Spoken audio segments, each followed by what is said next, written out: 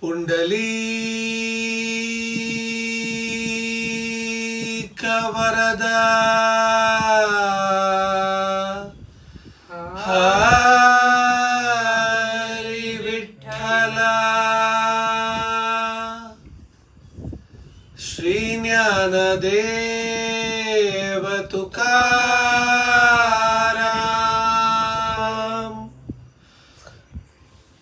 पंढरीनाथ महाराज की जय। संत ज्ञानेश्वर महाराज की जय। जगत गुरु संत तुकाराम महाराज की जय। पूज्य श्री श्री अम्मा की जय। महान ब्रह्म श्री श्री गोपाल वल्लीदासर की जय।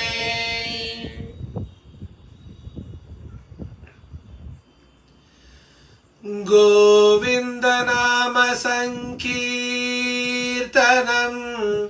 गोविंदा गोविंदा। जय जानकी कांत स्मरणम जय जय राम राम। गोपिका जीवन स्मरणम गोविंदा गोविंदा। जय सद्गुरु महाराज की जय। समस्त भागवदल को जय। हे गुरु विष्णुं भजे हे गुरु ब्रह्मं भजे हे गुरु कमल नयनं भजे हे गुरु कर कोमलं भजे हे गुरु पाद पंकजं भजे हे गुरु विद्या रूपं भजे हे गुरु ज्ञान वैराग्यं भजे हे गुरु मोक्ष साधनं भजे हे गुरु वेदारूपं भजे हे गुरु वेदात्म स्मरणं भजे हे गुरु सकल सौभाग्यं भजे। राधे कृष्ण।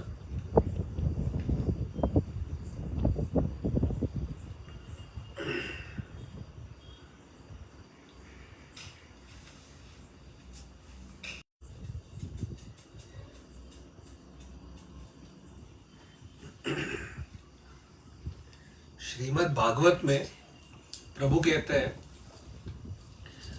अहम भक्त पराधीन या अस्वतंत्र इव द्विज साधुभिर्ग्रस्त हृदयो भक्तैर्भक्ता जनप्रिय।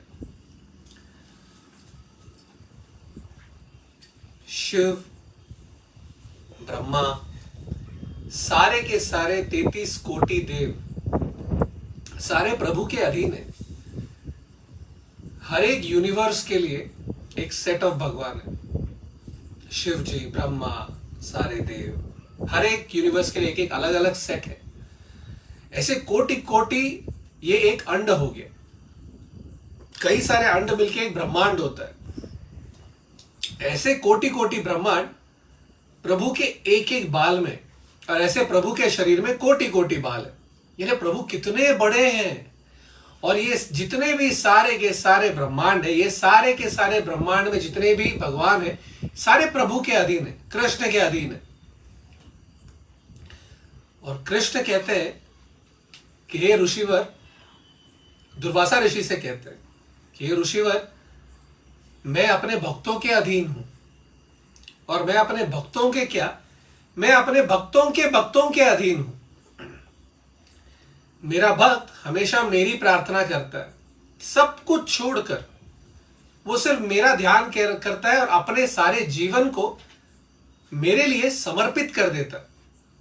सवेरे उठने से लेकर रात को सोने तक सिर्फ मेरी चिंता करता है और मेरा ध्यान करता है। और इसीलिए उसके सारे के सारे चीजों को मैं संभालता हूं, मैं उसके अधीन रहता हूं, मैं उसका नौकर बन के रहता हूं।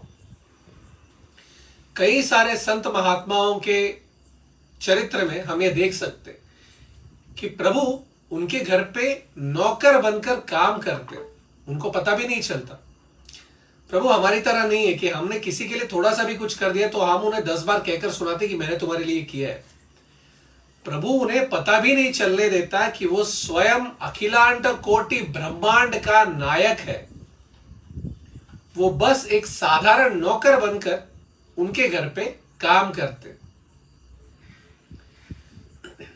भक्तों के घर पे ही नहीं, कई सारे जो भक्त होते, उनके भक्त होते, उनके शिष्यगण होते जो उनसे अतीत प्रेम करते। संत तुकाराम के ऐसे ही कुछ भक्त थे, ज्ञानेश्वर महाराज के थे, नामदेव महाराज के थे। प्रभु उनके भक्तों से ज्यादा प्रेम करते क्योंकि ये मेरे भक्त का भक्त है। एक माँ पिताजी अपने बच्चों से बहुत प्रेम करते हैं, उनके लिए जो चाहे वो करते हैं, लेकिन वो अपने पोता पोती से उससे ज्यादा प्रेम करते क्योंकि ये मेरे बच्चे का बच्चा है। उनके प्रति, अपने पोते पोती के प्रति एक दादा दादी का जो प्रेम,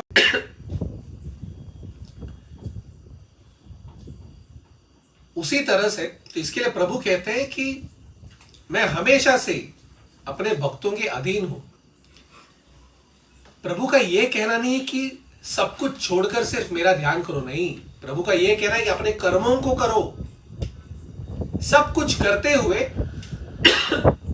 मेरा ध्यान करो और सब कुछ मेरे लिए करो। ऐसा जब करते हैं तो हम प्रभु को अपने आप को समर्पित कर देते हैं और उस समय हम अपने अच्छे बुरे का ध्यान ही नहीं करते कि मेरे लिए क्या अच्छा है, मेरे लिए क्या बुरा है, कौन मेरे बारे में क्या सोचता है। हमारे मन में सिर्फ प्रभु के लिए जगह होती है और उस वक्त प्रभु हमारे जीवन की राह को चलाता है, हमारे रथ को प्रभु चलाता है। उसके बाद मान अपमान, कोई हमारी प्रशंसा करता है नहीं करता है, कौन हमारा क्या कर लेगा, हमारा जीवन कैसे चलेगा, ये सारा का सारा ध्यान प्रभु रखने लगता है।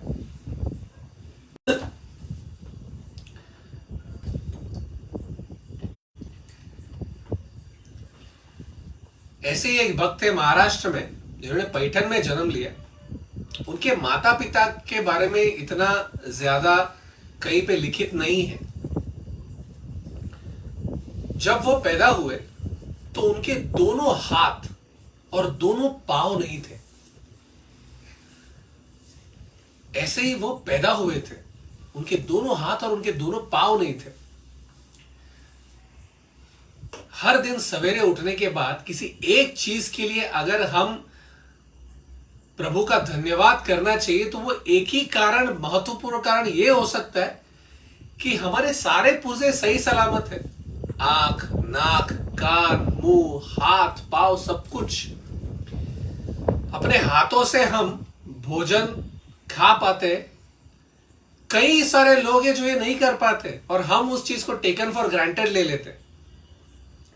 बड़े आसानी से कहीं चलना है तो हम चलते हुए जाते हैं, दौड़ते हैं। कई लोगों के पाँव नहीं होते, हम उस चीज को टेकन फॉर ग्रांटेड रहते हैं। एक रूटीन हो गया है वो हमारे लिए। आंखों से देख पाते हैं, मुख से बोल पाते हैं, नाक से सूंघ पाते हैं, कान से सुन पाते हैं। कई सारे लोग हैं इस धरती पर जिनके पास ये सारी चीजें नहीं है। तो ये जो थे इनका नाम रखा गया कूर्मदास। क्यों? कूर्म मतलब टॉर्टॉइस। टॉर्टॉइस जैसे रेंगते हुए चल, जीवन भर ऐसे ही करना। हम लोग जब मलमूत्र विसर्जन करते तो बड़े आसानी से धोकर आ जाते। सारी जिंदगी खाने पीने से लेकर कपड़े पहनाने से लेकर मलमूत्र विसर्जन। राधे कृष्णा, थोड़ा नेट में प्रॉब्लम हो रहा है इसीलिए। सोचिए कि कूर्मदास को सवेरे उठने से लेकर रात को सोने तक वो अकेले के दम पर कुछ भी नहीं कर पाते थे। अपने शरीर के लिए कुछ भी नहीं कर पाते थे। उनको उठाकर कहीं रखना है, कहीं पर चढ़ना है तो कोई ना कोई उठाने के लिए चाहिए था। भोजन के लिए किसी को उनको खिलाना पड़ता था।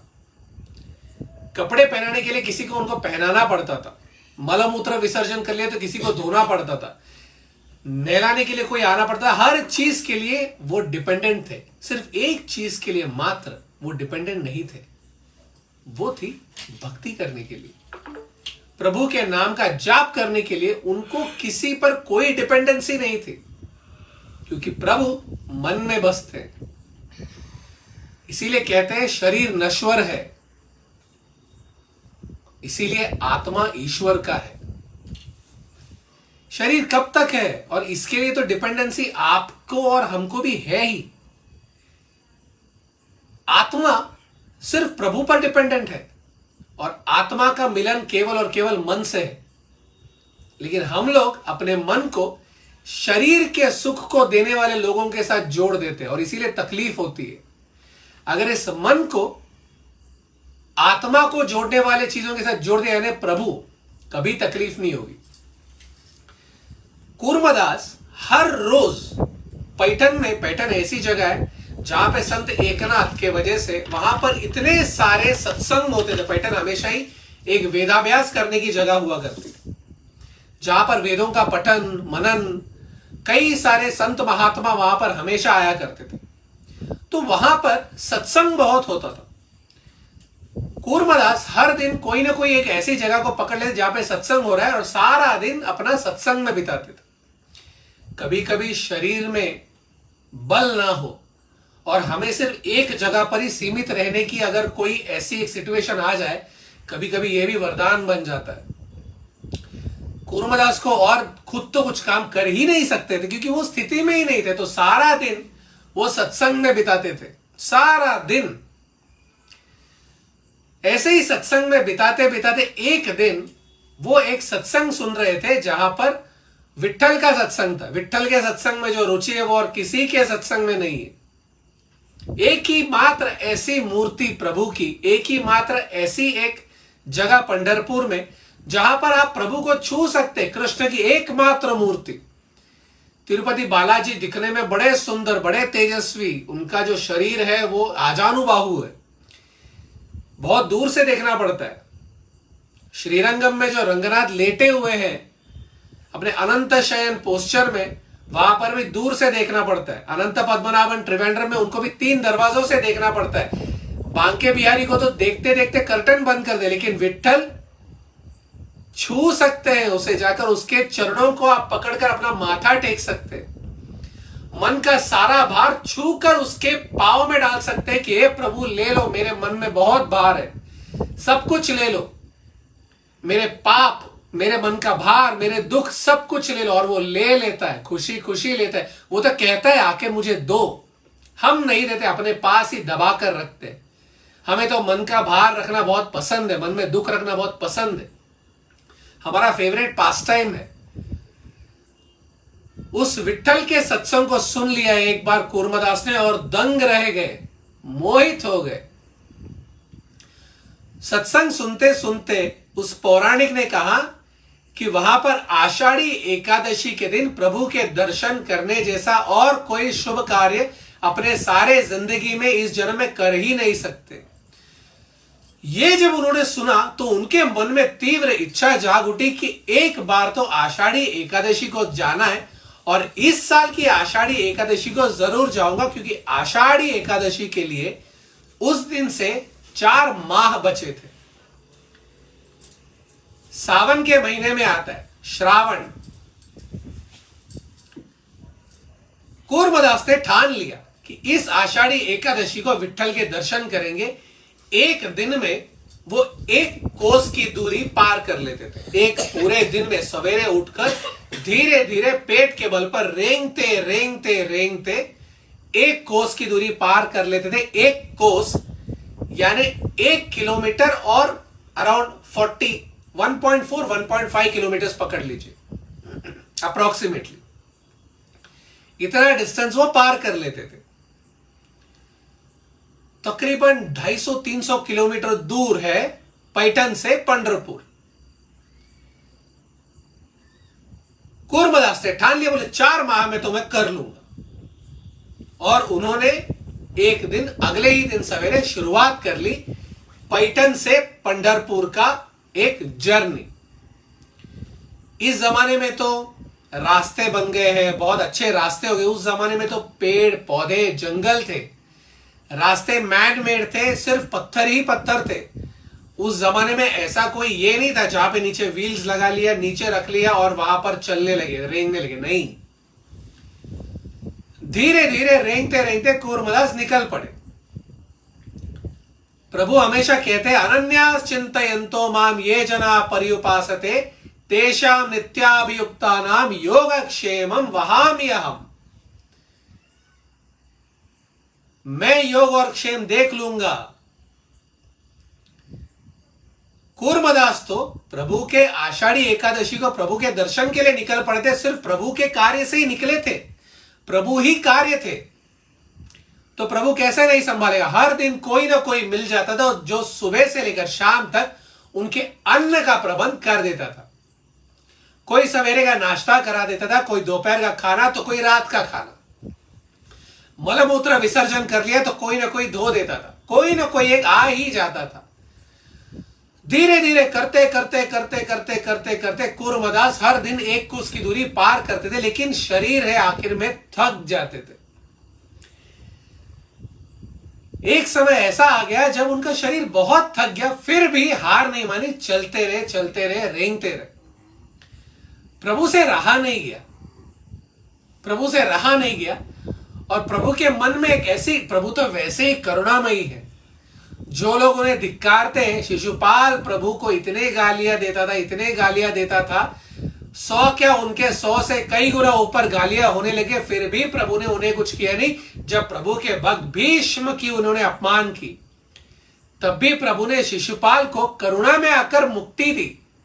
जिस समय शिशुपाल का शिरच्छेद किया प्रभु ने सुदर्शन चक्र से, उस समय शिशुपाल के अंग से, शरीर से उसकी आत्मा निकली, एक ज्योत निकली और प्रभु के साथ एक हुई। जैसे ही प्रभु में वो आत्मा सम्मिलित हुई, प्रभु ने आंखें बंद की और उनके नेत्रों से अश्रु बहे। प्रभु के मुख से एक प्रसन्नता जाग उठी कि आखिरकार मेरा शिशुपाल फिर से जय विजय के रूप में आ गया। शिशुपाल और दंतवक्र, ये उनका तीसरा जन्म था जब वो प्रभु के प्रति सिर्फ और सिर्फ मन में नफरत रख के पैदा हुए थे और उसके बाद प्रभु के साथ एक हो गए थे। प्रभु के मन में तो पूतना के लिए भी सिर्फ करुणा ही थी, मुक्ति दे दी उन्होंने उसे। सारे पापों को उनके स्तनों से उन्होंने चूस लिया और उन्हें उसे मुक्ति दे दी। कूर्मदास तो प्रभु के लिए ही जा रहे थे, तो प्रभु के मन में उनके प्रति इतनी करुणा जाग उठी कि वह स्वयं एक व्यापारी के रूप में एक रथ में वहां से आ गए। एक व्यापारी आ गया जो स्वयं विट्ठल था, कूर्मदास के पास आया और बोले कहां जा रहे हो, कितने समय से रेंग रहे हो, मैं भी देख रहा हूं, कहां जा रहे हो, रुक ही नहीं रहे हो। कूर्मदास ने कहा कि मैं आषाढ़ी एकादशी के लिए पंढरपुर के लिए जा रहा हूं, विट्ठल के दर्शन के लिए जा रहा हूं। व्यापारी ने कहा अरे रे रे रे, पंढरपुर तो बहुत दूर है, कब तक ऐसे ही रेंगते रेंगते जाओगे, अन्न का प्रबंध कौन करेगा। कूर्मदास ने कहा विट्ठल संभाल लेगा, कोई ना कोई तो आ ही जाता है। व्यापारी ने कहा ठीक है चलो, मैं भी उसी तरफ जा रहा हूं, तुम्हारे साथ चलता हूं। प्रभु ने उसे उसका कर्म करने दिया। प्रभु ने उठाकर अपनी गोद में लेकर जाकर पंढरपुर में आराम से रख सकते थे, प्रभु ने नहीं किया। चाहता तो कर लेता, लेकिन नहीं किया। क्यों? क्योंकि हर इंसान को अपने कर्मों को करना ही पड़ता है और उस कर्मों को करते हुए जो जो पीड़ाएं आती है वो सहना पड़ता है। बस प्रभु उस पीड़ा को सहने की ताकत दे देता है, हाथ बढ़ाता है, अपने साथ ले चलता है, मन में यह ताकत दे देता है कि इस पीड़ा को हम बड़े आराम से सह लें। किसी भी पीड़ा को हमारे मन को इफेक्ट होने नहीं देता। शरीर को कोई तकलीफ होती है तो शरीर को ताकत दे देता है। प्रभु हमें हमेशा अपने सारे कर्मों को करवाएगा। प्रभु को यही पसंद है कि हम अपने सारे कर्मों को करें, जो सिचुएशन है उसे फेस करें। जब वो साथ में तो किस चीज का भय? ऐसा कौन है इस दुनिया में जो आपका कुछ भी बिगाड़ ले? प्रभु है आपके साथ, कृष्ण है आपके साथ, विट्ठल है, कमर पे हाथ रखकर इसीलिए तो खड़ा है कि किस चीज की चिंता है? मैं हूं तुम्हारे साथ, बढ़ो आगे। ऐसी कोई आंधी नहीं है, कोई तूफान नहीं है जो तुम्हारा कुछ बिगाड़ लेगी। बस बढ़ते रहो, मैं हूं तुम्हारे साथ। प्रभु ने पूरा दिन कूर्मदास के साथ चलते रहे। कूर्मदास के शरीर पर पसीना है तो उसे पोंछ देना, उसके शरीर को कुछ होने नहीं दिया, कोई पत्थर या कोई कांटे को शरीर को चोट पहुंचाने नहीं दिया। सवेरे होता तो नाश्ता कराते थे अपने साथ बिठाकर, दोपहर होती थी तो खाना खिलाते थे, फिर साथ चलते थे। कभी धूप होती तो प्रभु स्वयं छाव बनते, सूर्य भगवान की ओर एक कटाक्ष कर लेते और सूर्य भगवान शीतल हो जाते कूर्मदास के लिए। वायु को एक इशारा कर देते, वायु ठंडी ठंडी तरह से कूर्मदास के शरीर के ऊपर बह लेता। जब जल चाहिए तब जल दे देते। रात को स्वयं के साथ भोजन करवाते थे।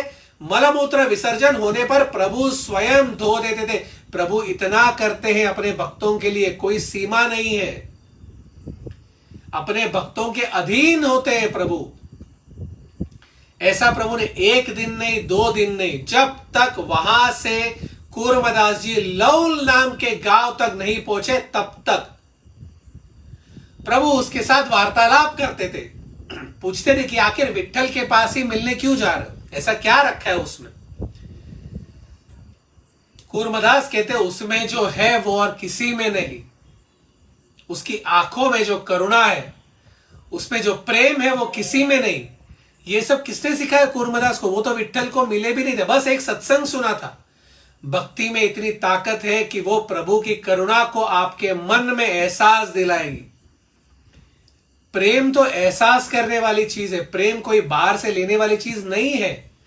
और सत्य प्रेम, निर्मल प्रेम, शुद्ध प्रेम सिर्फ और सिर्फ प्रभु दे सकते और कोई भी नहीं दे सकता। सत्य में तो इस जग में हमें और किसी की जरूरत है ही नहीं। हम तो बस लोगों से प्रेम ढूंढते हैं। यहां से प्रेम मिलेगा क्या? वहां से करुणा मिलेगी क्या? ये मुझसे कोई प्रेम कर लेगा क्या? क्यों चाहिए आपको किसी और का प्रेम? इसीलिए नहीं कि हमारे पति पत्नी, माँ बाप, भाई बहन, बच्चे ये हमें प्रेम नहीं दे सकते, लेकिन सबके प्रेम के साथ कोई ना कोई एक उम्मीद जुड़ी हुई होती है और उस उम्मीद को कोई भी पूरा नहीं कर सकता, क्योंकि हम सब अधूरे हैं, सिर्फ प्रभु है जो पूरे हैं। प्रभु से जब हम प्रेम करते हैं तो वो हमें सुख की ओर ले चलता है, आनंद की ओर ले चलता है, परमानंद की ओर ले चलता है, हमें पूरा करता है वो मन में। कूर्मदास विट्ठल को विट्ठल की भक्ति का ताकत के बारे में सुनाते थे कि विट्ठल की भक्ति करने में कितना एक आनंद है, ये स्वयं विट्ठल को बताते थे। और विट्ठल बड़े आनंद से सुनता, छेड़ता था वो उसे। विट्ठल बहुत छेड़ते हैं, कृष्ण बहुत छेड़ता है, लीलाएं करेगा, हमेशा लीलाएं करेगा, हमेशा हमें ऐसे ऐसे परीक्षाएं देगा जिससे हमें यह समझ नहीं आएगा कि अब करें क्या, और उस समय पर उस परीक्षाओं में से वही हमें उत्तीर्ण करता है। ट्यूशन जाते हैं तब ट्यूशन टीचर बहुत डांटती है, अलग अलग परीक्षाएं देती है, अलग अलग टेस्ट देती है, लेकिन उसके बाद वो खुद सिखाती है कि कहां गलत हुए और कहां सही है, और हमें जीवन के परीक्षा में उत्तीर्ण कर देता है विट्ठल। उसी तरह से इतना कुछ सिखा देगा कि हम हमेशा दुनिया के सामने इतने उच्च स्थिति पर लाकर बिठा देगा कि अरे वाह, सारी दुनिया ये कहेगी, वाहवाही करेगी। विट्ठल बड़े आनंद से छेड़खानी करते हुए कूर्मदास को अंतिम स्थल तक ले जाकर पहुंचा देता है। चाहता तो पंढरपुर तक भी पहुंचा देता, लेकिन वो हमेशा अपने भक्त को दुनिया के सामने प्रकट करने के लिए अलग अलग लीलाएं करता है। लौल नाम का जो गांव है वो पंढरपुर से तकरीबन 20-30 किलोमीटर की दूरी पर है, यानी समझ लीजिए 8 से 10 कोस। वहां पर पहुंच जाते हैं और वो दिन होता है दशमी का, अगला दिन होता है एकादशी का। दशमी के दिन में वहां पर पहुंच जाते हैं और वो व्यापारी वहां से चला जाता है। कूर्मदास ढूंढता है, व्यापारी कहीं मिलता नहीं। वो विट्ठल को आंख बंद कर कर सच्चे मन से वो धन्यवाद करता है, कहता है हे विट्ठल, तूने अपने आप ही यहां पर किसी को भेज दिया और मुझे इतने अच्छी तरह से यहां तक वो ले आए, तुम्हारा कोटि कोटि आभार। कभी हम प्रभु का आभार प्रकट करते ही नहीं है। सवेरे से लेकर शाम तक वो हमें इतने सारे चीजों में मदद करता है, हम कभी प्रभु का आभार प्रकट नहीं करते। करना चाहिए, जीवन के हर स्थिति में प्रभु का आभार प्रकट करना चाहिए। चलिए आभार मत प्रकट कीजिए, कम से कम इस बात का एक एहसास लाइए कि वो है आपके साथ, सिर्फ मूर्ति नहीं है।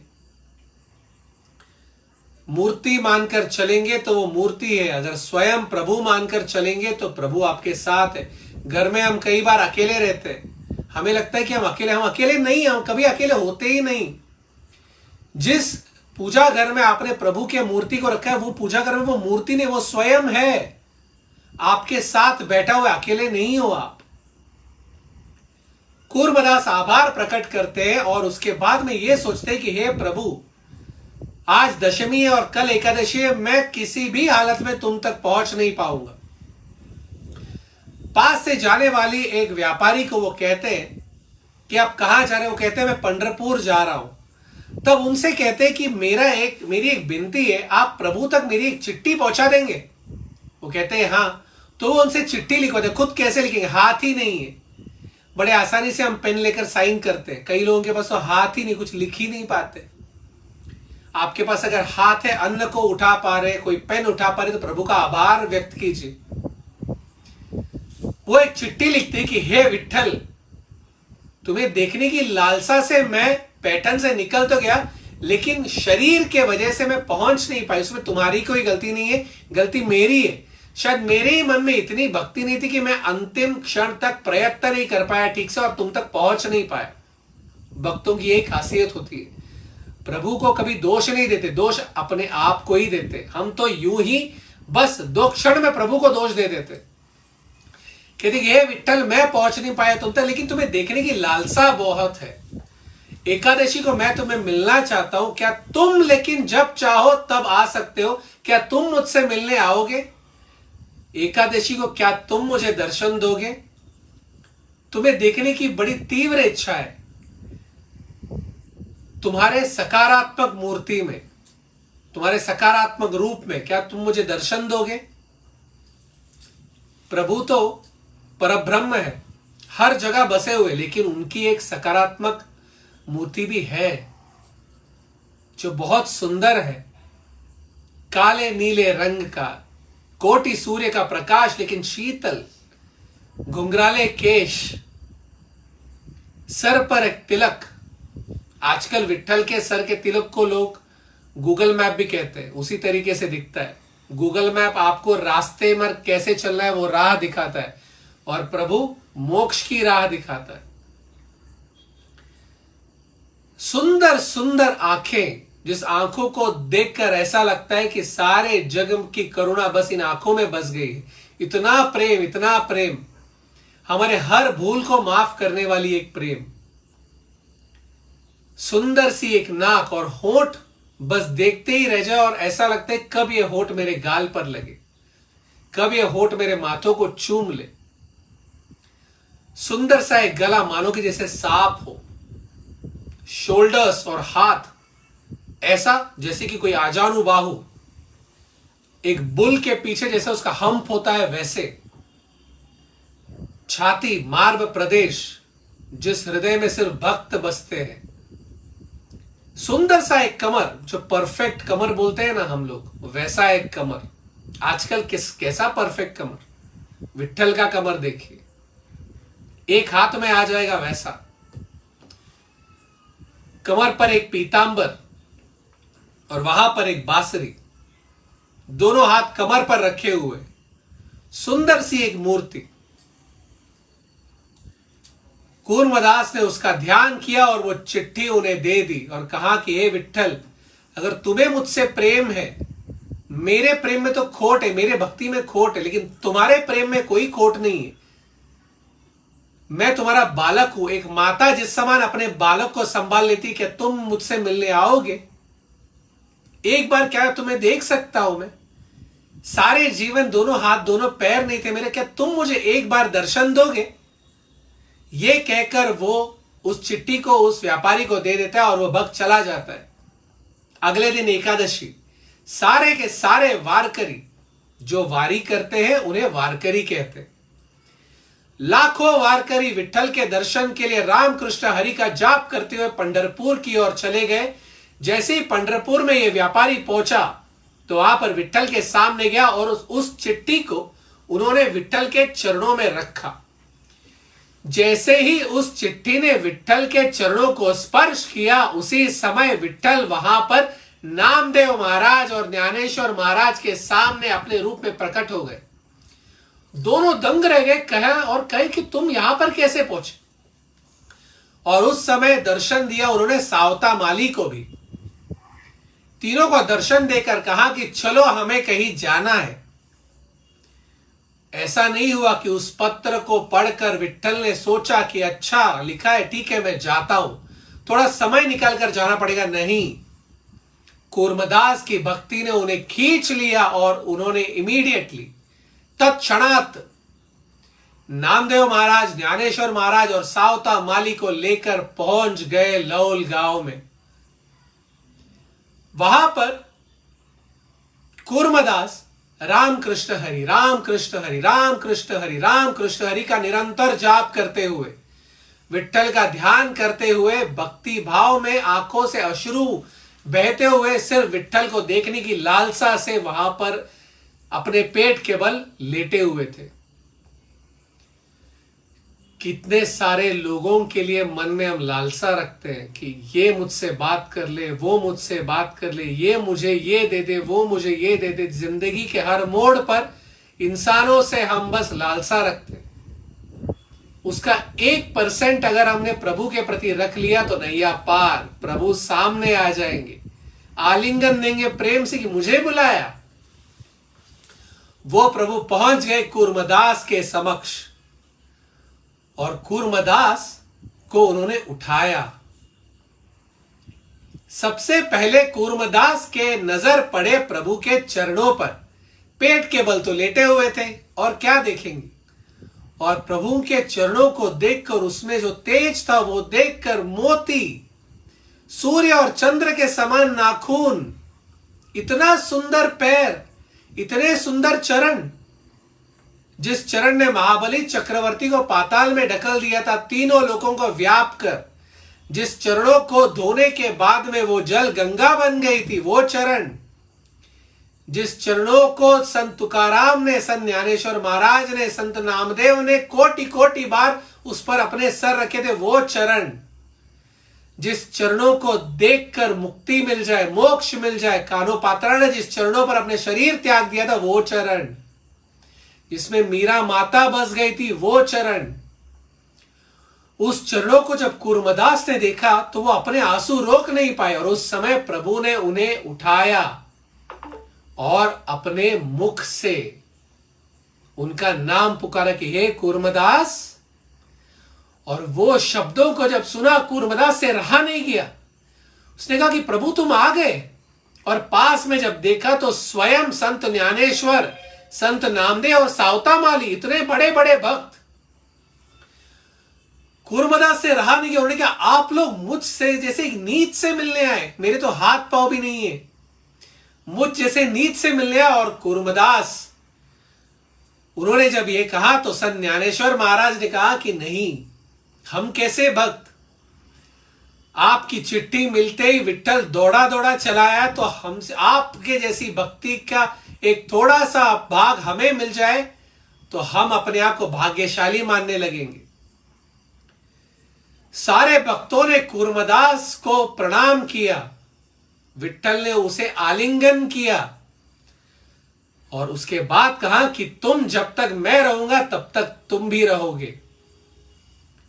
और कूर्मदास उसके बाद प्रभु की भक्ति करते रहे और फिर मोक्ष को पा लिए। उस कूर्मदास को मिलने के लिए विट्ठल स्वयं पंढरपुर से एकादशी के दिन लौल में आए थे। आज भी कूर्मदास का वहां पर मंदिर है, विट्ठल की वहां पर एक मूर्ति भी है। पंढरपुर से बस कुछ दूरी पर ही है। अगर आप पूना से या बंबई से पंढरपुर की ओर जाएंगे तो पंढरपुर लगने से पहले लौल लगता है।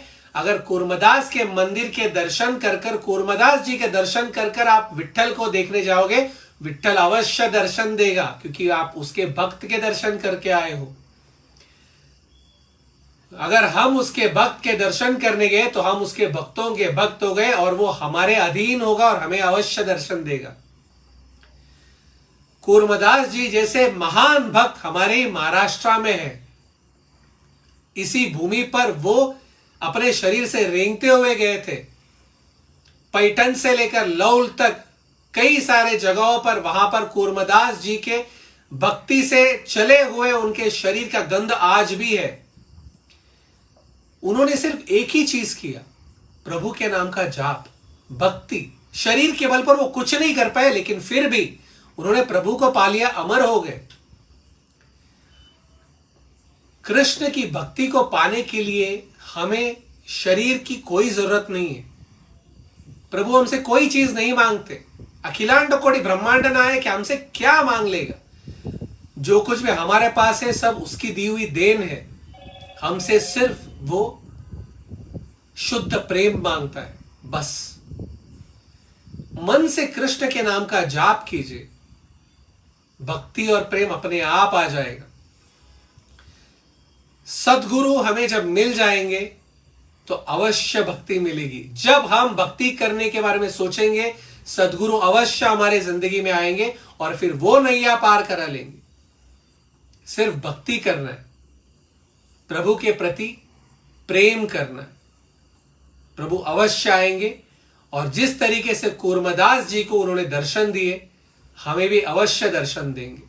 इसलिए प्रभु के नाम का जाप कीजिए और संतुष्ट रहिए, सुख में रहिए, प्रभु के परमानंद में रहिए। सब मंगलमय होगा, सब अच्छा होगा। राधे कृष्ण।